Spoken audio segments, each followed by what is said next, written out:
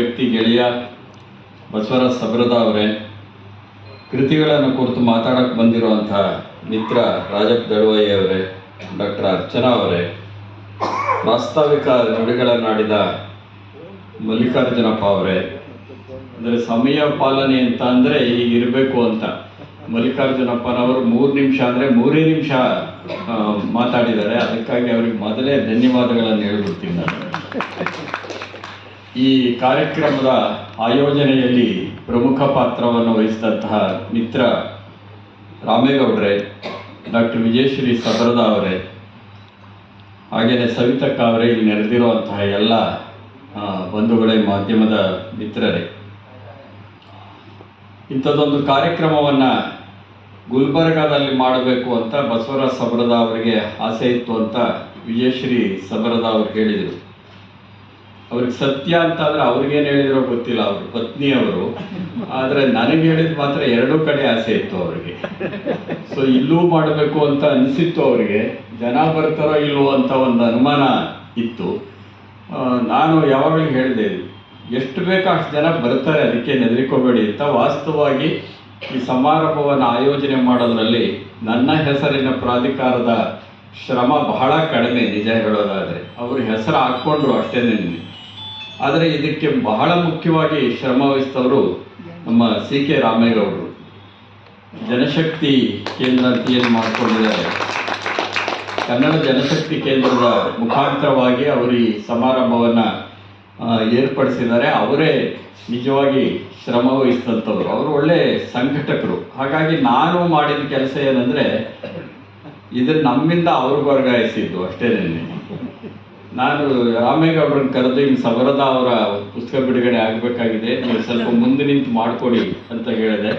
ಅವರು ಅದಕ್ಕೆ ಮನ್ನಣೆಯನ್ನು ಕೊಟ್ಟು ಇದನ್ನೆಲ್ಲ ವ್ಯವಸ್ಥೆ ಮಾಡಿದ್ದಾರೆ. ಹಾಗಾಗಿ ಅವರ ಸಂಸ್ಥೆಯನ್ನು ಈ ಸಂದರ್ಭದಲ್ಲಿ ಜ್ಞಾಪಿಸ್ಕೊಳ್ಬೇಕು. ಅದರ ಜೊತೆಗೆ ಸಬರದ ಬಸಪ್ಪ ಸ್ಮಾರಕ ಪ್ರತಿಷ್ಠಾನ, ಅದು ಸಬರದ ಅವರದೇನೆ, ಅದು ಸೇರಿಕೊಂಡಿದೆ. ಈ 2 ಸಂಸ್ಥೆಗಳ ಆಶ್ರಯದಲ್ಲಿ ಈ ಸಮಾರಂಭ ನಡೀತಾ ಇರುವಾಗ ಒಂದು ಪುಸ್ತಕ ಬಿಡುಗಡೆಗೆ ಎಷ್ಟು ಜನ ಅಥವಾ ಎಂಥವರು ಬರಬೇಕೋ ಅಂಥವರೆಲ್ಲ ಇಲ್ಲಿ ಇದ್ದೀರಿ ಅಂತ ನಾನು ಭಾವಿಸ್ಕೊಂಡಿದ್ದೇನೆ. ಏಕೆಂದರೆ ಇದೊಂದೇನು ಜಾತ್ರೆ ಅಲ್ಲ, ಆಮೇಲೆ ಯಾವುದೋ ಒಂದು ಉತ್ಸವ ಅಲ್ಲ. ಹಾಗಾಗಿ ಒಂದು ಪುಸ್ತಕ ಬಿಡುಗಡೆಗೆ ಯಾರು ಬರಬೇಕು ಅಂದರೆ ಪುಸ್ತಕ ಪ್ರೀತಿ ಇರೋರು ಬರಬೇಕು, ಸಾಹಿತ್ಯ ಪ್ರೀತಿ ಇರೋರು ಬರಬೇಕು. ಇಲ್ಲಿ ಕೂತಿರೋವಂಥ ನಮ್ಮ ಗೆಳೆಯರನ್ನೆಲ್ಲ ನೋಡಿದರೆ ಸಾಹಿತ್ಯ ಪ್ರೀತಿ ಇರುವ, ಪುಸ್ತಕ ಪ್ರೀತಿ ಇರುವಂಥ ಜನಗಳು ಬಂದಿದ್ದಾರೆ. ನೀವು ಗುಲ್ಬರ್ಗಾದಲ್ಲಿ 1000 ಜನ ಸೇರಿಸಿದ್ರು, ಬೆಂಗಳೂರಿನಲ್ಲಿ ಇಷ್ಟು ಜನ ಸೇರಿಸಿದ್ರು, 2 ಒಂದೇ ಸಬರದ ಅವರೇ. ಹಾಗಾಗಿ ನೀವು ಸಂತೋಷ ಪಡಬೇಕು. ಏಕೆಂದರೆ ಪುಸ್ತಕ ಪ್ರೇಮಿಗಳು ಇಲ್ಲಿ ಬಂದು ಕೂತಿದ್ದಾರೆ ಅನ್ನೋ ಕಾರಣಕ್ಕಾಗಿ ಸಂತೋಷ ಪಡಬೇಕು. ಹೊರಗಡೆ ಹೋದಾಗ ನಮ್ಮ ಬೆಂಗಳೂರಿನ ಕೆಲವರು ಅಪಪ್ರಚಾರ ಮಾಡೋದು ಉಂಟು. ಬೆಂಗಳೂರಿನಲ್ಲಿ ಜನನೇ ಬರಲ್ಲ ಕಣೆ, ಇಲ್ಲಿ ಬಹಳಷ್ಟು ಜನ ಬಂದಿದ್ದಾರೆ ಅಂತ ಅಲ್ಲಿರೋರನ್ನ ಮೆಚ್ಚಕ್ಕೆ ಆ ಚಪ್ಪಾಳೆಗೆ ಹೇಳ್ತಿರ್ತಾರೆ ಅನೇಕ ಸಂದರ್ಭದಲ್ಲಿ. ಆದರೆ ಹಾಗೇನಿಲ್ಲ, ಜನ ಬರಬೇಕಾದ ಕಡೆ ಬರ್ತಾರೆ. ಕರೆಯೋ ರೀತಿಯಲ್ಲಿ ಕರೆದ್ರು ಬರ್ತಾರೆ, ಅಷ್ಟೇನೆ. ಕರೆಯೋ ರೀತಿಯಲ್ಲಿ ಕರೆದ್ರು ಬರ್ತಾರೆ. ವಾಟ್ಸಪ್ಗೆ ಹಾಕ್ಬಿಟ್ಟು ಮನೇಲಿ ಕೂತ್ಕೊಂಡು ಧ್ಯಾನ ಮಾಡಿದರೆ ಯಾರು ಬರ್ತಾರೆ? ಬರೀ ವಾಟ್ಸಪ್ಗೆ ಹಾಕೋದಲ್ಲ, ವೈಯಕ್ತಿಕವಾಗಿ ಕರಿಬೇಕು. ವೈಯಕ್ತಿಕವಾಗಿ ಕರೆದಾಗ ಬರದೇ ಇರೋವಷ್ಟು ಕನ್ನಡದ ಮನಸ್ಸುಗಳು ಕೆಟ್ಟಿಲ್ಲ, ಆಮೇಲೆ ಬೆಂಗಳೂರಿನ ಮನಸ್ಸುಗಳು ಕೆಟ್ಟಿಲ್ಲ. ಹಾಗಾಗಿ ಜನ ಇಲ್ಲಿ ಬರ್ತಾರೆ ಅನ್ನೋದು ನಿಜ ಅನ್ನೋದಕ್ಕೆ ನೀವು ಎಲ್ಲ ಸಾಕ್ಷಿಯಾಗಿದ್ದೀರಿ. ಒಂದು ಪುಸ್ತಕ ಬಿಡುಗಡೆಗೆ ಇಷ್ಟು ಜನ ಇದ್ದರೆ ಸಾಕು ಅಂತ ನಾನು ಭಾವಿಸ್ಕೊಂಡಿದ್ದೇನೆ. ಅದರ ಅರ್ಥ ಇನ್ಯಾರೋ ಬರಬಾರ್ದು ಅಂತ ಅಲ್ಲ, ಯಾಕೆಂದರೆ ಇದು ಅಪಾರ್ಥಗಳ ಕಾಲ ಇದು. ನಾವು ಏನು ಮಾತಾಡಿದರೂ ಅದಕ್ಕೊಂದು ಅಪವ್ಯಾಖ್ಯಾನ ಮಾಡುವಂಥ ಸಂದರ್ಭದಲ್ಲಿ ನಾವಿದ್ದೇವೆ. ನನಗೆ ಈ ಸಮಾರಂಭದಲ್ಲಿ ಭಾಗವಹಿಸೋದು ತುಂಬ ಸಂತೋಷ ಆಗುತ್ತೆ. ಸಬರದ ಅವರ 12 ಪುಸ್ತಕಗಳು ಏನಪ್ಪ ಏಕದಮ್ 12 ಪುಸ್ತಕಗಳನ್ನು ಬರೆದ್ರ ಅಂತ ಅನೇಕರಿಗೆ ಆಶ್ಚರ್ಯವೂ ಒಳೊಳಗೆ ಆತಂಕವೂ ಎರಡೂ ಆಗಬಹುದೇನೋ ಗೊತ್ತಿಲ್ಲ. ಏಕೆಂದರೆ ಇದು ಏಕದಮ್ ಒಂದೇ ಸರಿ ಬರೆದ ಪುಸ್ತಕಗಳಲ್ಲ. ಅವರೇ ಹೇಳ್ಕೊಂಡಿರುವಾಗ ಬಹುಶಃ ಒಂದು 2 ವರ್ಷಗಳ ಅವಧಿಯಲ್ಲಿ ಬಂದ ಪುಸ್ತಕಗಳು ಇವು. ಆದರೆ ಎಲ್ಲೂ ಬಿಡುಗಡೆಯಾಗಿರಲಿಲ್ಲ. ಅವೆಲ್ಲವನ್ನು ಸೇರಿಸಿ ಇವತ್ತು ಈ ಡಜನ್ ಸಬರದ ಪುಸ್ತಕಗಳು ಬಿಡುಗಡೆ ಆಗ್ತಾ ಇವೆ. ಇನ್ನೊಬ್ಬರು ಡಜನ್ ಇಲ್ಲಿ ಪಕ್ಕದಲ್ಲಿ ಕೂತಿದ್ದಾರೆ. ಅವರು ಡಾಕ್ಟರ್ ರಾಜಪ್ಪ ದಳವಾಯಿ ಅವರು. ಹೇಗೆ ಅಂದರೆ ನಮಗೆಲ್ಲ ಸ್ವಾಗತಿಸಬೇಕಾದ ಸಂದರ್ಭದಲ್ಲಿ ನೀವು ಗಮನಿಸಿರಬೇಕು, ವಾದ್ಯ ಸಂಗೀತವೇ ಬರಲಿಲ್ಲ. ರಾಜಪ್ಪ ದಳವಾಯಿ ಅಂದ ಕೂಡಲೇ ವಾದ್ಯ ಸಂಗೀತ ಬಂತು.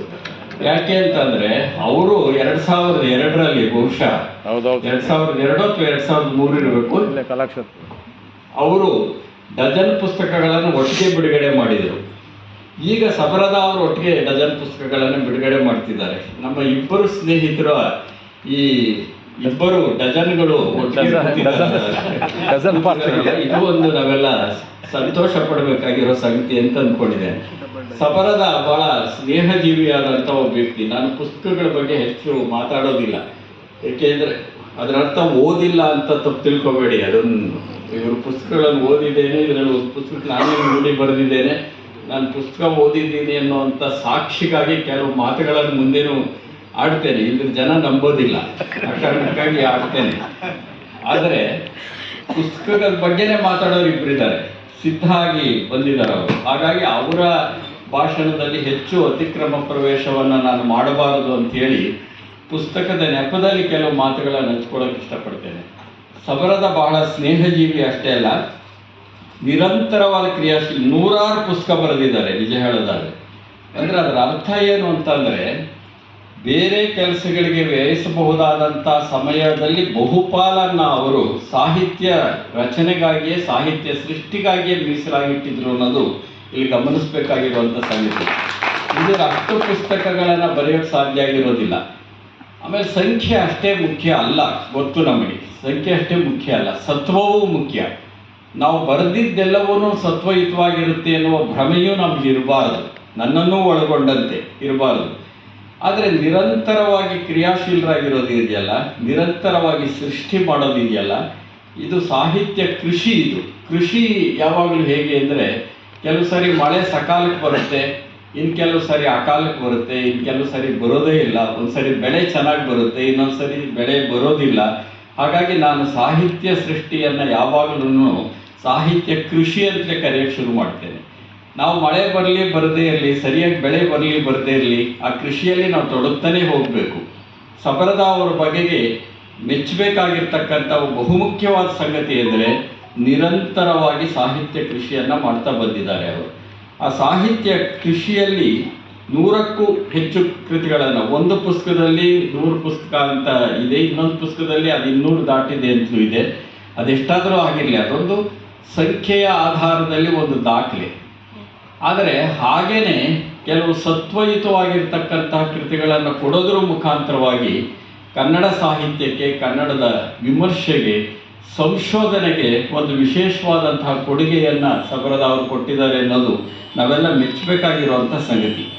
ಇಲ್ಲಿರೋ ಪುಸ್ತಕಗಳಲ್ಲಿ ಬಹಳಷ್ಟು, ಅರ್ಧಕ್ಕೂ ಹೆಚ್ಚು ಪುಸ್ತಕಗಳು ವಚನ ಸಾಹಿತ್ಯವನ್ನು ಕುರಿತಾಗಿದ್ದರೂ ಸಹ ಇತರೆ ಪುಸ್ತಕಗಳನ್ನು ನೋಡಿ ನಾಟಕ ಕುರಿತು ಬರೆದಿದ್ದಾರೆ, ವಿಮರ್ಶೆ ಕುರಿತು ಬರೆದಿದ್ದಾರೆ, ಸಂಶೋಧನೆಯ ಅನೇಕ ಲೇಖನಗಳು ಇವೆ. ಬೀದಿ ನಾಟಕದ ಬಗ್ಗೆ ಬರೆದಿದ್ದಾರೆ, ಹಾಗೆ ವಚನ ಸಾಹಿತ್ಯದ ಬಗ್ಗೆ ಬರೆದಿದ್ದಾರೆ. ಅಂದರೆ ಕನ್ನಡ ಸಾಹಿತ್ಯದ ವಿವಿಧ ಪ್ರಕಾರಗಳಲ್ಲಿ ದುಡಿತಾ ಇರ್ತಕ್ಕಂಥ ಒಬ್ಬ ನಿರಂತರ ಶ್ರಮ ಸಿದ್ಧ ಸಾಹಿತಿ ಬಸವರಾಜ ಸಬರದ ಅಂತ ಕರೆಯೋದಕ್ಕೆ ನಾನು ಇಷ್ಟಪಡ್ತೇನೆ. ಅವರ ಈ ಪುಸ್ತಕಗಳು ಬಿಡುಗಡೆ ಆಗ್ತಿರೋ ಸಂದರ್ಭದಲ್ಲಿ ಅವ್ರಿಗೆ ಅಭಿನಂದನೆಗಳೆಲ್ಲ ಮತ್ತು ಶುಭಾಶಯಗಳನ್ನು ಕೋರ್ತೇನೆ. ಒಟ್ಟಾರೆ ಅವ್ರನ್ನೆಲ್ಲವನ್ನು ಗಮನಿಸಿದಾಗ ನಮಗೆ ಗೊತ್ತಾಗ್ತಕ್ಕಂಥದ್ದು ಏನಂದರೆ, 3 ಮುಖ್ಯವಾದ ಅಂಶಗಳು ಅವರ ಕೃತಿಗಳಲ್ಲಿ ಗೊತ್ತಾಗುತ್ತೆ. ಒಂದು ಸಮಕಾಲೀನತೆ, ಇನ್ನೊಂದು ವೈಚಾರಿಕ ಸ್ಪಷ್ಟತೆ, ಸಾಮಾಜಿಕ ಬದ್ಧತೆ. ಆ ಸಮಕಾಲೀನತೆ ಮತ್ತು ಸಾಮಾಜಿಕ ಬದ್ಧತೆ ಇದೆಯಲ್ಲ, ಅವರು ಯಾವುದೇ ಕೃತಿಯನ್ನು ತೆಗೆದು ನೋಡಿದಾಗಲೂ ಸಹ ಅಲ್ಲೊಂದು ಸಾಮಾಜಿಕ ಬದ್ಧತೆ ಇರೋದನ್ನು ನಾವು ನೋಡ್ತೇವೆ, ಆ ಸಾಮಾಜಿಕ ಕಳಕಳಿ ಇರೋದನ್ನು ನೋಡ್ತೇವೆ.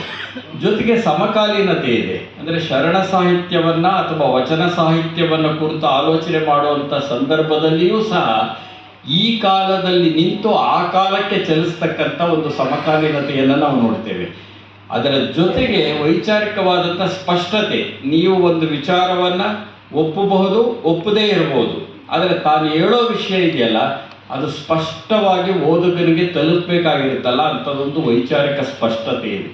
ಹಾಗಾಗಿ ಒಟ್ಟು ಈ ಕೃತಿಗಳ ಗುಣಲಕ್ಷಣವನ್ನು ಸೂತ್ರೀಕರಿಸಿ ಹೇಳೋದಾದರೆ, ಒಂದು ವೈಚಾರಿಕ ಸ್ಪಷ್ಟತೆ, ಸಾಮಾಜಿಕ ಬದ್ಧತೆ ಮತ್ತು ಸಮಕಾಲೀನತೆಗಳು ಉಪ್ಪರಿಗೊಂಡಿರ್ತಕ್ಕಂಥ ಕೃತಿಗಳನ್ನು ಅವರು ಕನ್ನಡಕ್ಕೆ ಕೊಟ್ಟಿದ್ದಾರೆ.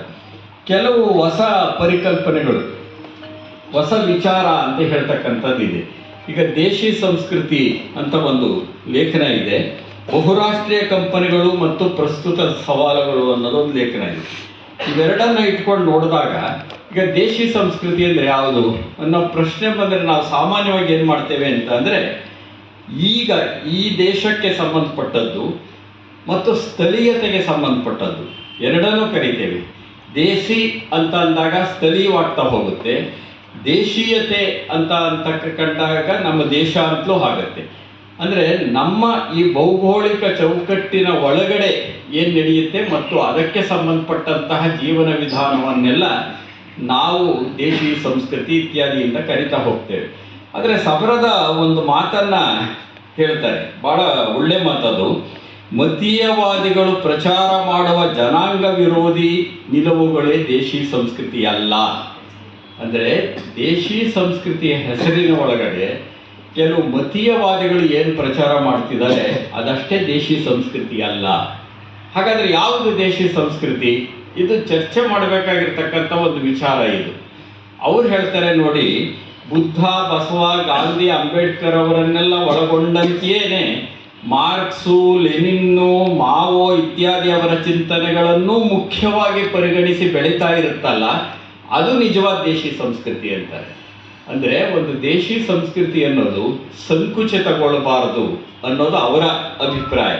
ಹೊರಗಡೆಯಿಂದ ಬರತಕ್ಕಂಥ ವಿಚಾರವನ್ನು ಆ ಬೆಳಕನ್ನೂ ಒಳಗೊಂಡಂತೆ ನಮ್ಮ ಸಂದರ್ಭಕ್ಕೆ ಅನ್ವಯಿಸ್ಕೊಂಡು ಬೆಳೀತಾ ಇರತಕ್ಕಂಥದ್ದು ಇದೆಯಲ್ಲ, ಅದೆಲ್ಲವೂ ದೇಶಿ ಸಂಸ್ಕೃತಿ ಆಗುತ್ತೆ ಹೊರತು ದೇಶಿ ಸಂಸ್ಕೃತಿ ಅನ್ನೋದನ್ನು ಕೇವಲ ಭೌಗೋಳಿಕವಾಗಿ ಅಳೆಯೋದಲ್ಲ, ಅಥವಾ ದೇಶಿ ವಿಚಾರಧಾರೆ ಸಂಸ್ಕೃತಿ ಅನ್ನೋದಕ್ಕಿಂತ ಬದಲಾಗಿ ದೇಶಿ ವಿಚಾರಧಾರೆ ಅನ್ನೋದು ಕೇವಲ ಭೌಗೋಳಿಕವಲ್ಲ ಅನ್ನೋವಂಥ ಒಂದು ವಿಚಾರಧಾರೆಯನ್ನು ಹೇಳ್ತಾ ಹೋಗ್ತಾರೆ. ಇದು ಒಂದು ನನಗೆ ಚರ್ಚೆ ಮಾಡಬಹುದಾದಂಥ ಅವರದೇ ಆದಂಥ ಒಂದು ಹೊಸ ಪರಿಕಲ್ಪನೆ. ಇನ್ನೊಂದು, ಅವರು ಕೋಮು ಸೌಹಾರ್ದತೆಯನ್ನು ಕುರಿತು ಅವ್ರಿಗಿರುವಂಥ ಸ್ಪಷ್ಟತೆ ಇದೆಯಲ್ಲ, ಅದು ನನಗೆ ಬಹಳ ಇಷ್ಟವಾದದ್ದು. ಅಂದರೆ ಧಾರ್ಮಿಕ ಮೂಲಭೂತವಾದ ಈ ನಾಡಿನಲ್ಲಿ, ಈ ದೇಶದಲ್ಲಿ ವಿಜೃಂಭಿಸ್ತಿರೋ ಕಾಲದಲ್ಲಿ ನಾವಿದ್ದೇವೆ. ಧಾರ್ಮಿಕ ಮೂಲಭೂತವಾದ ಅಂದಾಗ ಒಂದೇ ಧರ್ಮದ ಮೂಲಭೂತವಾದ ಅಂತ ನಾವು ತಿಳ್ಕೋಬೇಕಾಗಿಲ್ಲ.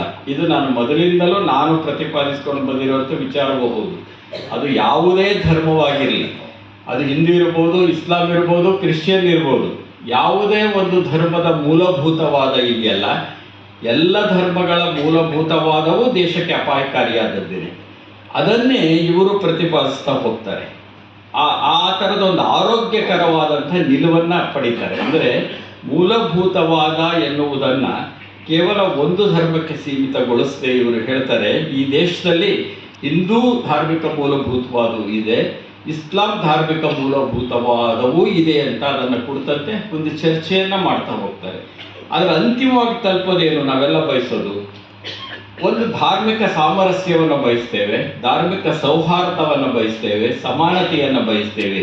ಅಂಥದ್ದೊಂದು ಆಲೋಚನಾ ವಿಧಾನವನ್ನು ಸಬರದ ಅವರು ತಮ್ಮ ಕೃತಿಗಳಲ್ಲಿ ಅಥವಾ ತಮ್ಮ ಲೇಖನಗಳಲ್ಲಿ ಪ್ರತಿಪಾದಿಸಿರೋದಿದೆಯಲ್ಲ, ಇದು ಒಂದು ಆರೋಗ್ಯಕರವಾಗಿರ್ತಕ್ಕಂಥ ಸರಿಯಾದ ನಿಲುವು ಅಂತ ನಾನು ಭಾವಿಸ್ಕೊಂಡಿದ್ದೇನೆ. ಅದಕ್ಕೆ ನನಗೆ ಈಗ ನಾವು ನಾಡಗೀತೆ ಹಾಡ್ತೇವೆ, ಸರ್ವ ಜನಾಂಗದ ಶಾಂತಿಯ ತೋಟ ಹೇಳ್ತೇವೆ ನಾವು. ನಾಡಗೀತೆ ಕಂಠಪಾಠವಷ್ಟೇ ಆಗಬಾರದು ಯಾವತ್ತೂ. ನಾಡಗೀತೆಯನ್ನು ನಿಜವಾಗಿಸುವುದೇ ನಿಜವಾದ ಅರ್ಥದಲ್ಲಿ ಸೌಹಾರ್ದ ಅಂತ ಅಂದ್ಕೊಂಡಿದ್ದೇನೆ ನಾನು. ನಾಡಗೀತೆಯನ್ನು ನಿಜವಾಗಿಸಬೇಕು. ನಾಡಗೀತೆಯನ್ನು ನಿಜವಾಗಿಸೋದು ಅಂದರೆ ಏನು? ನಾಡಗೀತೆಯನ್ನು ನಿಜವಾಗಿಸೋದು ಅಂದರೆ ನಮ್ಮ ನಾಡನ್ನು ಸರ್ವ ಜನಾಂಗದ ಶಾಂತಿಯ ತೋಟವನ್ನಾಗಿ ಮಾಡಬೇಕು. ಆ ತೋಟ ಅನ್ನೋ ಕಲ್ಪನೆನೇ ವಿಶೇಷವಾದ್ದು ನೋಡಿ. ತೋಟ ಅಂದರೆ ಹಸಿರಿರುತ್ತೆ, ತೋಟ ಅಂದರೆ ಹೂಗಳಿರುತ್ತವೆ, ತೋಟ ಅಂತಂದರೆ ಫಲ ಇರುತ್ತೆ ಅದರಲ್ಲಿ, ಆ ತೋಟದ ಒಳಗಡೆ. ಅಂದರೆ ಆ ಫಲವನ್ನು ನಾಶ ಮಾಡಬಾರದು ನಾವು. ಸರ್ವ ಜನಾಂಗದ ಶಾಂತಿಯ ತೋಟದ ಒಳಗಡೆ ಒಂದು ಫಲವತ್ತತೆ ಇರುತ್ತಲ್ಲ, ಅದನ್ನು ನಾಶ ಮಾಡಬಾರದು. ಒಂದು ಆಹ್ಲಾದ ಇರುತ್ತಲ್ಲ, ಅದನ್ನು ನಾಶ ಮಾಡಬಾರದು. ಅಲ್ಲಿ ಅರಳಿದ ಹೂಗಳಿರುತ್ತವಲ್ಲ, ಅದನ್ನು ನಲಗಿಸಬಾರದು. ಹಸಿರು ಮರಗಳಿರುತ್ತವಲ್ಲ, ಅದನ್ನು ಕಡಿಬಾರದು. ಇಷ್ಟೆಲ್ಲ ಅರ್ಥಗಳನ್ನು ಸರ್ವ ಜನಾಂಗದ ಶಾಂತಿಯ ತೋಟ ಅನ್ನೋ ಪದದ ಮುಖಾಂತರವಾಗಿ ನಾವು ಹೊರಡ್ಸೋಕ್ಕೆ ಸಾಧ್ಯ ಇದೆಯಲ್ಲ, ಆ ಸರ್ವ ಜನಾಂಗದ ಶಾಂತಿಯ ತೋಟ ಎನ್ನುವುದನ್ನು ನಿಜವಾಗಿಸಿದರೆ ನಾವು ನಿಜವಾದ ಅರ್ಥದಲ್ಲಿ ನಾಡಗೀತೆಗೆ ಬದ್ಧರಾಗಿರ್ತೇವೆ. ಕುವೆಂಪು ಅವರಿಗೆ ಗೌರವ ಕೊಡ್ತೇವೆ, ಕರ್ನಾಟಕಕ್ಕೆ ಗೌರವ ಕೊಡ್ತೇವೆ, ಕನ್ನಡಕ್ಕೆ ಗೌರವ ಕೊಡ್ತೇವೆ ಅಂತ ನಾನು ಅಂದ್ಕೊಂಡಿದ್ದೇನೆ. ಅದು ಬಹಳ ಮುಖ್ಯವಾದದ್ದು ಅಂತ ಅಂದ್ಕೊಂಡಿದ್ದೇನೆ. ಆ ಸರ್ವ ಜನಾಂಗದ ಶಾಂತಿಯ ತೋಟ ಇದೆಯಲ್ಲ, ಅದಕ್ಕೊಂದು ದೊಡ್ಡ ಪರಂಪರೆ ಇದೆ ಕನ್ನಡದಲ್ಲಿ. ಕವಿರಾಜ ಮಾರ್ಗಕಾರನಿಂದ ಹಿಡಿದು ಪಂಪನನ್ನು ಹಾದು ಬಸವಣ್ಣವರಿಗೆ ಬಂದು ಇಲ್ಲಿಯವರೆಗೆ ಕುವೆಂಪುವರೆಗೂ ಬಂದಿದೆ, ಬೇಂದ್ರೆವರೆಗೂ ಬಂದಿದೆ. ಇದು ಸರ್ವಜನಾಂಗ ಶಾಂತಿಯ ತೋಟ ಅನ್ನೋದು ಅಂಥದ್ದೊಂದು ದೊಡ್ಡ ಪರಂಪರೆಯನ್ನು ಕಾಪಾಡಿಕೊಳ್ಬೇಕಾಗಿರ್ತಕ್ಕಂಥ ಹೊಣೆಗಾರಿಕೆ ನಮ್ಮ ಮೇಲಿದೆ ಅನ್ನೋದನ್ನು ಇವರ ಅನೇಕ ವಚನ ಸಾಹಿತ್ಯದ ಕೃತಿಗಳನ್ನು ಓದಿದಾಗ ಗೊತ್ತಾಗುತ್ತೆ, ಸಂಶೋಧನಾ ಲೇಖನಗಳನ್ನು ಓದಿದಾಗ ಗೊತ್ತಾಗುತ್ತೆ. ಈ ಕಾರಣಕ್ಕೆ ನನಗೆ ಬಹಳ ಮುಖ್ಯ ಅಂತ ಅನಿಸುತ್ತೆ. ಇಲ್ಲಿ ಉದಾಹರಿಸಲೇಬೇಕಾಗಿರ್ತಕ್ಕಂಥ ಒಂದು ಮುಖ್ಯವಾದ ಕೃತಿಯನ್ನು ನೆಪವಾಗಿಟ್ಕೊಂಡು ಕೆಲವು ಮಾತು ಹಂಚ್ಕೊಳ್ಳೋಕೆ ನಾನು ಇಷ್ಟಪಡ್ತೇನೆ. ಒಂದು ಹೈದರಾಬಾದ್ ಕರ್ನಾಟಕದ ಸಾಹಿತ್ಯ ಮೀಮಾಂಸೆ ಅಂತ ಒಂದು ಕೃತಿ ಇದೆ 12ರಲ್ಲಿ. ನೀವೆಲ್ಲರೂ ಓದಲೇಬೇಕಾಗಿರ್ತಕ್ಕಂಥ ಕೃತಿ ಅದು ಅಂತ ನಾನು ಭಾವಿಸ್ಕೊಂಡಿದ್ದೇನೆ. ಆದರೆ ಒಂದೇನಂದರೆ ಅದನ್ನು ಸಾಹಿತ್ಯ ಮೀಮಾಂಸೆ ಅಂತ ಕರೆಯೋದ್ರ ಬದಲು ಸಾಹಿತ್ಯ ಚರಿತ್ರೆ ಅಂತ ಕರೆದಿದ್ದರೆ ಅದು ಹೆಚ್ಚು ಸೂಕ್ತವಾದ ಹೆಸರಾಗ್ತಿತ್ತು ಅನ್ನೋದು ನನ್ನ ವೈಯಕ್ತಿಕವಾಗಿರುವಂಥ ಅಭಿಪ್ರಾಯ. ಏಕೆಂದರೆ ಮೀಮಾಂಸೆ ಒಂದು ತಾತ್ವಿಕತೆಯನ್ನು ಹೇಳುತ್ತೆ, ಕೇವಲ ಸಾಹಿತ್ಯದ ವಿವರಗಳನ್ನು ಕೊಡೋದಿಲ್ಲ ಅದು. ಆದರೆ ಇಲ್ಲಿ ಹೈದರಾಬಾದ್ ಕರ್ನಾಟಕದ ಕಥೆ ಬರೆದವ್ರನ್ನ, ಕವಿತೆ ಬರೆದವ್ರನ್ನ, ಕಾದಂಬರಿಗಳನ್ನು ಬರೆದವ್ರನ್ನ ಯಾರನ್ನೂ ಬಿಡದೆ ಒಂದು ಚರಿತ್ರೆಯನ್ನು ಕಟ್ಟಿಕೊಡ್ತಾರೆ ಬಸವರಾಜ ಸಬ್ರದ.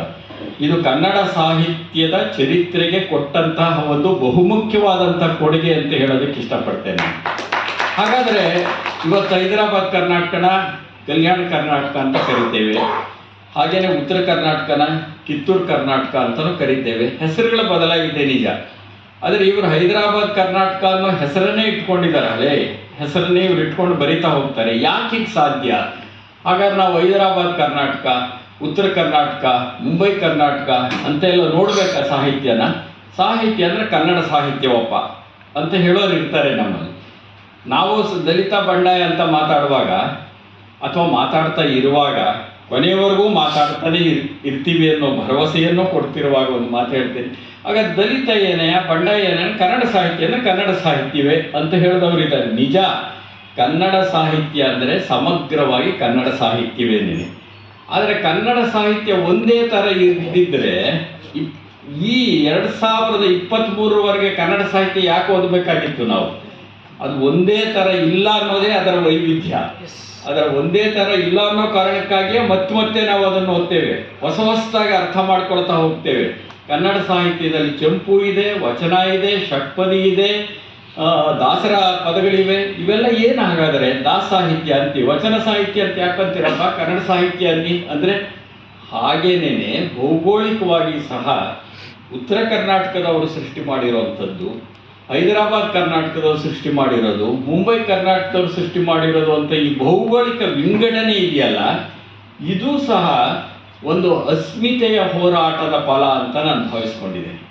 ನಾವಿದ್ದೇವೆ ಕರ್ನಾಟಕದಲ್ಲಿ, ನಮ್ಮದೊಂದು ಭಾಗ ಇದೆ ಅಂತ ಆ ಒಂದು ಅಸ್ಮಿತೆಯನ್ನು ತಮಗೆ ತಾವು ಸ್ಥಾಪಿಸಿಕೊಳ್ತಕ್ಕಂತಹ, ಆ ಸ್ಥಳೀಯತೆಯೊಂದನ್ನು ತಮಗೆ ತಾವು ಸ್ಥಾಪಿಸಿಕೊಳ್ತಕ್ಕಂತಹ ಒಂದು ಒಳ ಹೋರಾಟದ ಫಲವಾಗಿಯೇ ಹೈದರಾಬಾದ್ ಕರ್ನಾಟಕ ಅಂತ ಗುರುತಿಸ್ಕೊಳ್ಳೋದು, ಮುಂಬೈ ಕರ್ನಾಟಕ ಅನ್ನೋದು, ಉತ್ತರ ಕರ್ನಾಟಕ ಅನ್ನೋದು ಅದು ಗುರುತಿಗಾಗಿ, ಪ್ರತ್ಯೇಕತೆಗಾಗಿ ಅಲ್ಲ. ಅದನ್ನು ತಿಳ್ಕೋಬೇಕು ನಾವು. ನೀವು ವಚನ ಸಾಹಿತ್ಯ ಅನ್ನಿ, ಚಂಪು ಅನ್ನಿ, ದಲಿತ ಅನ್ನಿ, ಬಂಡಾಯ ಅನ್ನಿ, ಇವೆಲ್ಲ ಸೇರಿಸಿದ್ದೇ ಸಮಗ್ರವಾಗಿ ಕನ್ನಡ ಸಾಹಿತ್ಯ. ಹಾಗೆಯೇ ಹೈದರಾಬಾದ್ ಕರ್ನಾಟಕ ಅನ್ನಿ, ಕಿತ್ತೂರು ಕರ್ನಾಟಕ ಅನ್ನಿ, ಮುಂಬೈ ಕರ್ನಾಟಕ ಅನ್ನಿ, ಹಳೆ ಮೈಸೂರು ಅನ್ನಿ, ಇದೆಲ್ಲವನ್ನೂ ಸೇರಿಸಿದ್ದೇ ಕರ್ನಾಟಕ. ಆದರೆ ಕರ್ನಾಟಕದ ಒಳಗಡೆ ಈ ಭೌಗೋಳಿಕವಾದಂಥ ಕೆಲವು ವಿಂಗಡಣೆಗಳು ಚಾರಿತ್ರಿಕವಾಗಿ ಆಗಿರೋದು ಉಂಟು. ಯಾಕೆ ಹಾಗೆ ಕರಿತಾ ಹೋಗ್ತೇವೆ? ಈಗ ನೋಡಿ, ನನಗೆ ಬಹಳ ಮುಖ್ಯವಾಗಿ ಕಾಣಿಸ್ತಕ್ಕಂಥದ್ದು, ಸಾಮಾನ್ಯವಾಗಿ ಕರ್ನಾಟಕದ ವಿವಿಧ ಈ ಭೌಗೋಳಿಕ ಭಾಗಗಳನ್ನು ಕುರಿತು ಮಾತಾಡುವಾಗ ಪ್ರಾದೇಶಿಕ ಅಸಮಾನತೆ ಅಥವಾ ಅಸಮತೋಲನದ ವಿಚಾರ ಚರ್ಚೆ ಆಗುತ್ತೆ. ಪ್ರಾದೇಶಿಕವಾಗಿ ಭಾಳ ಹಿಂದುಳಿದಿವೆ. ಈಗ ನಂಜುಂಡಪ್ಪನವರು ವರದಿ ಇದೆ, ಪ್ರಾದೇಶಿಕವಾಗಿ ಉತ್ತರ ಕರ್ನಾಟಕ ಹಿಂದುಳಿದಿದೆ, ಹೈದರಾಬಾದ್ ಕರ್ನಾಟಕ ಹಿಂದುಳಿದಿದೆ, ಈ ಚರ್ಚೆ ಬರುತ್ತೆ. ಅಭಿವೃದ್ಧಿಯ ಅಸಮತೋಲನದ ಕಾರಣಕ್ಕಾಗಿ ಉಂಟಾಗುವ ಒಂದು ಪ್ರಾದೇಶಿಕ ಪರಕೀಯತೆ ಇದೆಯಲ್ಲ, ಅದರಿಂದ ಪಾರು ಮಾಡೋದು ಎಲ್ಲ ಕನ್ನಡಿಗರ ಕರ್ತವ್ಯ ಅನ್ನೋದು. ಆ ಪ್ರಾದೇಶಿಕ ಪರಕೀಯತೆ ಅನ್ನೋದೊಂದು ಅವರನ್ನು ಕಾಣಿಸ್ತಿರುತ್ತೆ. ನಮ್ಮನ್ನೆಲ್ಲೋ ನಿರ್ಲಕ್ಷಿಸಲಾಗಿದೆ. ನಿರ್ಲಕ್ಷ್ಯಕ್ಕೆ ಕಾರಣಗಳು ಏನಿರ್ಬೋದು? ಎಷ್ಟೋ ಸಾರಿ ಆಯಾ ಪ್ರದೇಶದಲ್ಲಿರ್ತಕ್ಕಂಥ ರಾಜಕಾರಣಿಗಳದ್ದು ಪ್ರಮುಖ ಪಾತ್ರ ಇರುತ್ತೆ ನಿರ್ಲಕ್ಷಿಸೋದಕ್ಕೆ. ಅಥವಾ ಈ ಭಾಗದವ್ರು ಹೋಗಿ ಅವು ಆ ಭಾಗದ ಜನರ ತಲೆ ಮೇಲೆ ಕೂತಿರೋಲ್ಲ, ಆ ಭಾಗದವ್ರು ಬಂದು ಈ ಜನರ ತಲೆ ಮೇಲೂ ಕೂತಿರೋದಿಲ್ಲ. ಕನ್ನಡ ಜನ ಅಂದರೆ ಒಂದೇನೇ ಆಗಿರ್ತಾರೆ. ಆದರೆ ಆ ಥರದ ಒಂದು ನಿರ್ಲಕ್ಷ್ಯ ಇದೆಯಲ್ಲ, ಆಡಳಿತಾಂಗದಿಂದ ಆದಂಥ ನಿರ್ಲಕ್ಷ್ಯ ಇದೆಯಲ್ಲ, ಅದರಿಂದ ಒಂದು ಪರಕೀಯತೆ ಕಾಡಿಸುತ್ತಲ್ಲ, ಇದು ನಮ್ಮನ್ನು ಕಾಡಿಸ್ಬೇಕು. ನಾವು ಇಲ್ಲಿಗೆ ಸಂಬಂಧಪಟ್ಟರು ಅಲ್ವೇನೋ ಅಂತ ಯಾರಿಗೂ ಅನ್ನಿಸ್ಬಾರ್ದು ಕರ್ನಾಟಕದಲ್ಲಿರೋರಿಗೆ. ಅವಾಗ ಅವ್ರು ಅವಾಗ ಅನಿಸುತ್ತೆ ಅವ್ರಿಗೆ ಆ ಪರಕೀಯತೆಯ ಕಾರಣಕ್ಕಾಗಿ ನಾನು ಹೈದರಾಬಾದ್ ಕರ್ನಾಟಕ, ನಾನು ಉತ್ತರ ಕರ್ನಾಟಕ, ನಾನು ಮುಂಬೈ ಕರ್ನಾಟಕ ಅಂತ ಯಾಕೆ ಹೇಳ್ಕೊತಾರೆ. ಈ ಮೈಸೂರು ಸೀಮೆಯವರು ಯಾಕೆ ಹೇಳ್ಕೊಡಲ್ಲ ಅಂದರೆ, ಒಬ್ಬ ಮಹಾನುಭಾವ ಇದ್ದ ನಾಲ್ವಡಿ ಕೃಷ್ಣರಾಜ ಒಡೆಯರ್ ಅಂತ. ಆ ನಾಲ್ವಡಿ ಕೃಷ್ಣರಾಜ ಒಡೆಯರ್ ಅವರ ಕಾರಣಕ್ಕಾಗಿ 9 ಜಿಲ್ಲೆಗಳು ಬಹಳ ಅಭಿವೃದ್ಧಿ ಆಗ್ತಾ ಬಂದು ಅವತ್ತಿಂದನೇ. ಆದರೆ ಅಂಥದ್ದೊಂದು ಸನ್ನಿವೇಶ ಆ ಭಾಗದಲ್ಲಿ ಸೃಷ್ಟಿ ಆಗಲಿಲ್ಲ. ಹಾಗಾಗಿ ಅಭಿವೃದ್ಧಿಯ ಅಸಮತೋಲನದಿಂದ ಉಂಟಾಗುವ ಪ್ರಾದೇಶಿಕ ಪರಕೀಯತೆ ಇದೆಯಲ್ಲ, ಅದನ್ನು ಹೋಗಲಾಡಿಸುವ ಜವಾಬ್ದಾರಿ ನಮ್ಮ ಮೇಲಿರುತ್ತೆ. ಈ ಪ್ರಾದೇಶಿಕ ಪರಕೀಯತೆ ಒಂದೇ ಆಗುತ್ತಾ ಅಂದರೆ ಅಲ್ಲ. ಅದಕ್ಕೇನೆ ಹೈದರಾಬಾದ್ ಕರ್ನಾಟಕದ ಸಾಹಿತ್ಯ ಚರಿತ್ರೆಯನ್ನು ಸಬರದ ಬರೀತಾರೆ ಅಂದರೆ ಅದರ ಅರ್ಥ ಏನಂದರೆ, ಅದು ಕೇವಲ ಪ್ರಾದೇಶಿಕ ಪರಕೀಯತೆ ಅಲ್ಲ, ಅದು ಸಾಂಸ್ಕೃತಿಕ ಪರಕೀಯತೆಯೂ ಹೌದು. ಸಾಂಸ್ಕೃತಿಕ ಪರಕೀಯತೆ ನಮಗೆ ರಾಜಧಾನಿಯವರು ಗುರುತಿಸ್ತಾ ಇಲ್ಲ ಅಂದರೆ ಎಷ್ಟೋ ಜನ ನಾನು ಕೇಳಿದ್ದೇನೆ, ಇಲ್ಲಿರೋ ನನ್ನ ಅನೇಕ ಸ್ನೇಹಿತರಿಗೆ ಗೊತ್ತು. ಕೆಲವು ಸಾರಿ ಅವ್ರಿಗೆ ಆಸೆ ಇರುತ್ತೆ, ಸಬರದ್ಗೆ ಆಸೆ ಇಲ್ಲದೆ ಇರಬಹುದು, ಬೆಂಗಳೂರಿನಲ್ಲಿ ನನ್ನ ಪುಸ್ತಕ ಬಿಡುಗಡೆ ಆಗಬೇಕಪ್ಪ, ಈ ಥರದ್ದೊಂದು ಆಸೆ. ತಪ್ಪು ಅಂತ ನಾನು ಹೇಳೋದಿಲ್ಲ.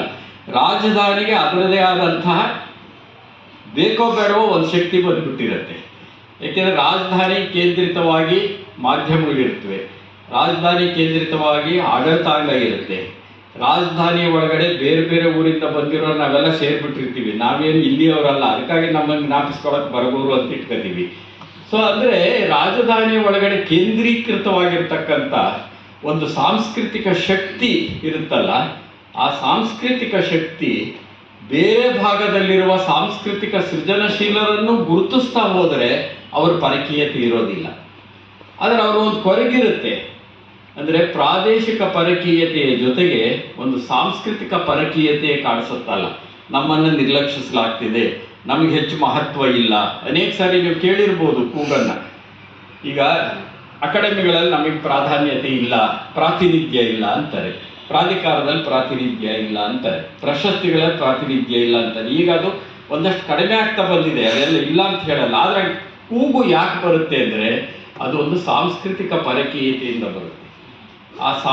ಅಂದರೆ ಅಭಿವೃದ್ಧಿಯ ಅಸಮತೋಲನದ ಬಗೆಗೆ ಮಾತಾಡ್ತಾ ಇರತಕ್ಕಂಥ ನಾವು ಈ ಸಾಂಸ್ಕೃತಿಕ ಪರಕೀಯತೆಯ ಬಗ್ಗೆಯೂ ಮಾತಾಡಬೇಕು. ಸಾಂಸ್ಕೃತಿಕ ಪರಕೀಯತೆಯಿಂದ ಅವರು ಪಾರಾಗುವ ರೀತಿಯಂತಹ ಒಂದು ನಿಜವಾದ ಆರೋಗ್ಯಕರ ಸಾಂಸ್ಕೃತಿಕ ವಾತಾವರಣವನ್ನು ಸೃಷ್ಟಿ ಮಾಡುವ ಜವಾಬ್ದಾರಿ ನಮಗೂ ಇರುತ್ತೆ. ಯಾವುದೋ ಪ್ರದೇಶದವರು ಅವರಿಗೆ ನಮ್ಮ ಸಂಪರ್ಕ ಇಲ್ಲ ಅನ್ನುವಂಥ ಕಾರಣಕ್ಕಾಗಿ ಅವರ ಕೃತಿಗಳನ್ನು ನಿರ್ಲಕ್ಷಿಸಬೇಕಾಗಿಲ್ಲ. ಆದರೆ ಕರ್ನಾಟಕದಲ್ಲಿ ಸಾಮಾನ್ಯವಾಗಿ 3 ಊರುಗಳಿಂದ ಬಂದವರು ಹೆಚ್ಚು ಮಹತ್ವ ಪಡೆದುಬಿಟ್ಟಿರ್ತಾರೆ ಭೌಗೋಳಿಕವಾಗಿ. ಇದು 100ಕ್ಕೆ 100 ಸತ್ಯ ಅಲ್ಲದೆ ಇರಬಹುದು, ಆದರೆ ಬಹುಪಾಲು ಸತ್ಯ ನಾನು ಹೇಳ್ತಾ ಇರ್ತಕ್ಕಂಥದ್ದು. ಒಂದು ಬೆಂಗಳೂರಿನವರು, ಇನ್ನೊಂದು ಮೈಸೂರು, ಇನ್ನೊಂದು ಧಾರವಾಡ. ಇವರ ಆಚೆಗೆ ನೀವು ಗಮನಿಸಿ ಎಷ್ಟೋ ಪ್ರತಿಭಾವಂತರಿದ್ದಾರೆ ನಮ್ಮಲ್ಲಿ. ಅಷ್ಟು ಪ್ರತಿಭಾವಂತರಿಗೂ ಎಷ್ಟೋ ಸಾರಿ ಅನಿಸೋದುಂಟು. ಅನಿಸದೇ ಇರೋಕೆ ಮಾಡೋದು ಸಹ ನಮ್ಮ ಸಾಂಸ್ಕೃತಿಕ ಜವಾಬ್ದಾರಿ. ಅಂದರೆ ಸಾಂಸ್ಕೃತಿಕ ಪರಕೀಯತೆಯಿಂದ ಪಾರು ಮಾಡೋದಿದೆಯಲ್ಲ, ಅದು ನಮ್ಮೆಲ್ಲರ ಜವಾಬ್ದಾರಿ. ಹಾಗೆಯೇ ಅಭಿವೃದ್ಧಿಯ ಅಸಮತೋಲನದಿಂದ ಉಂಟಾಗುವ ಪ್ರಾದೇಶಿಕ ಪರಕೀಯತೆಯಿಂದ ಪಾರು ಮಾಡೋದಿದೆಯಲ್ಲ, ಅದು ನಮ್ಮೆಲ್ಲರ ಜವಾಬ್ದಾರಿ. ಅದೇ ನಿಜವಾದ ನಾಡಗೀತೆ. ನನ್ನ ದೃಷ್ಟಿಯಲ್ಲಿ ನಿಜವಾದ ನಾಡಗೀತೆ ಯಾವುದು ಅಂದರೆ ಅದೇನೇ. ಆ ನಾಡಗೀತೆಯ ಆಶಯ ಅದೇ. ಅದಕ್ಕೆ ಅವರು ಎಲ್ಲೆಲ್ಲಿ ಯಾವ್ಯಾವ ಹೆಸರುಗಳು ಬರುತ್ತೆ ನೋಡಿ, ನಾಡಗೀತೆ ಆಗುತ್ತೆ ಅಂದ ಕೂಡಲೇ ನಮ್ಮ ಹೆಸರು ಸೇರಿಸಿ ಅಂತ ಯಾಕೆ ಬರುತ್ತೆ ಅಂದರೆ ನಾವು ಅಲ್ಲಿರಬೇಕು ಅಂತ. ಅಂದರೆ ಈ ಪ್ರಾದೇಶಿಕ ಪರಕೀಯತೆಯಿಂದ, ಸಾಂಸ್ಕೃತಿಕ ಪರಕೀಯತೆಯಿಂದ ಕಾಪಾಡಬೇಕಾಗಿರ್ತಕ್ಕಂಥ ಒಂದು ಸಂದರ್ಭದ ಒಳಗಡೆ ನಮ್ಮಲ್ಲೂ ಪ್ರತಿಭೆ ಇದೆ ಅಂತ ತೋರಿಸ್ಕೊಡುವಂಥವ್ರು ಯಾರಾದರೂ ಒಬ್ಬರು ಬೇಕಲ್ಲ. ಆ ಕೆಲಸನ ಸಬರದ ಮಾಡಿದ್ದಾರೆ. ಆ ಕಾರಣಕ್ಕಾಗಿಯೇ ನಾನು ಅವರ ಹೈದರಾಬಾದ್ ಕರ್ನಾಟಕದ ಸಾಹಿತ್ಯ ಚರಿತ್ರೆ, ಅವರು ಮೀಮಾಂಸೆ ಕರೆದಿದ್ದಾರೆ, ನಾನು ಚರಿತ್ರೆ ಹೇಳ್ತೀನಿ, ಅದನ್ನು ಬರೆದದ್ದಿದೆಯಲ್ಲ ಅದು ನೋಡಿ ನಮ್ಮಲ್ಲಿ ಏನು ಗೊತ್ತಿದೆ ಅಂತ. ಒಂದು ಚರಿತ್ರೆ ಸಮಗ್ರವಾಗಲು ಹೀಗೇನೇನು, ಬೇರೆ ಬೇರೆ ಭಾಗಗಳಿಂದ ಬೇರೆ ಬೇರೆ ಜನರಿಂದ ಸೃಷ್ಟಿಯಾಗಿರುವ ಸಾಧನೆಗಳನ್ನೆಲ್ಲ ಒಟ್ಟಿಗೆ ಸೇರಿದಾಗಲೇ ಒಂದು ಸಾಹಿತ್ಯ ಚರಿತ್ರೆಯ ಸಮಗ್ರತೆ ಇದೆಯಲ್ಲ ಅದರ ಕಡೆಗೆ ನಾವು ಹೋಗ್ತಾ ಇರ್ತೇವೆ. ಅಂಥದ್ದೊಂದು ಕೆಲಸವನ್ನು ಮಾಡೋದಿದೆಯಲ್ಲ, ಅದು ಮುಖ್ಯವಾದ್ದು ಅಂತ ನಾನು ಭಾವಿಸ್ಕೊಂಡಿದ್ದೇನೆ.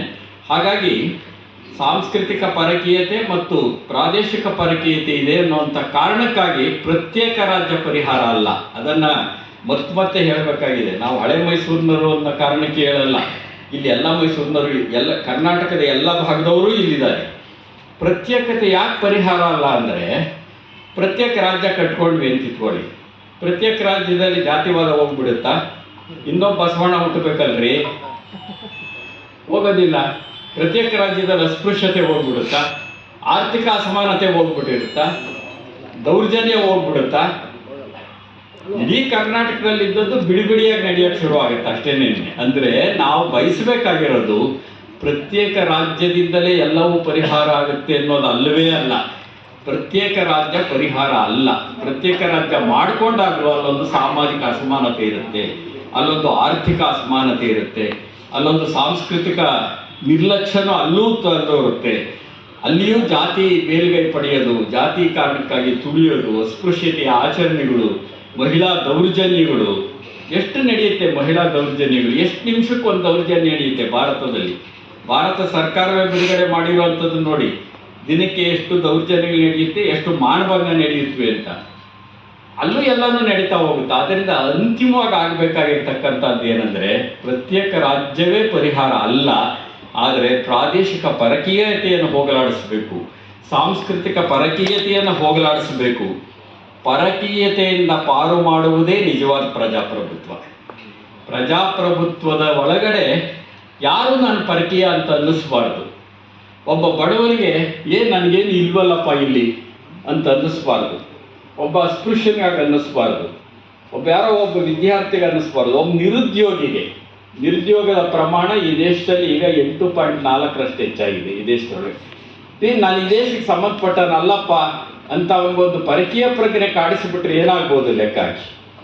ಪ್ರತ್ಯೇಕತೆ ಹುಟ್ಟದೆ ಪರಕೀಯತೆಯ ಪ್ರಜ್ಞೆಯಿಂದ. ಹಾಗಾಗಿ ನಾವು ಪಾರು ಮಾಡಬೇಕಾಗಿರೋದು ಪ್ರಜಾಪ್ರಭುತ್ವದ ಒಳಗಡೆ ಪರಕೀಯತೆ ಇದೆಯಲ್ಲ, ಆ ಪರಕೀಯ ಪ್ರಜ್ಞೆ ಇದೆಯಲ್ಲ, ಅದರಿಂದ ಪಾರು ಮಾಡಿದ್ರೆ ಪ್ರಜಾಪ್ರಭುತ್ವ ಗಟ್ಟಿಯಾಗುತ್ತೆ. ಅದು ನಿಜವಾದ ಪ್ರಜಾಪ್ರಭುತ್ವ. ಅಂಥದ್ದೊಂದು ಪ್ರಜಾಪ್ರಭುತ್ವದ ಆಶಯಗಳ ಮುಖಾಂತರವಾಗಿ ನಮ್ಮ ನಾಡನ್ನು ನಾವು ಗೌರವಿಸ್ಕೊಳ್ಳೋಣ, ನಮ್ಮ ನಾಡಗೀತೆಗೆ ನಾವು ಗೌರವ ಕೊಡೋಣ, ನಾಡಗೀತೆಯನ್ನು ನಿಜವಾಗಿಸೋಣ ಅಂತ ಆಶಿಸ್ತಾ ನಾನು ಕೆಲವು ಮಾತುಗಳನ್ನು ಹಂಚ್ಕೊಂಡಿದ್ದೇನೆ. ನೀವೆಲ್ಲ ಕೇಳಿದ್ದೀರಿ. ನಮಸ್ಕಾರ.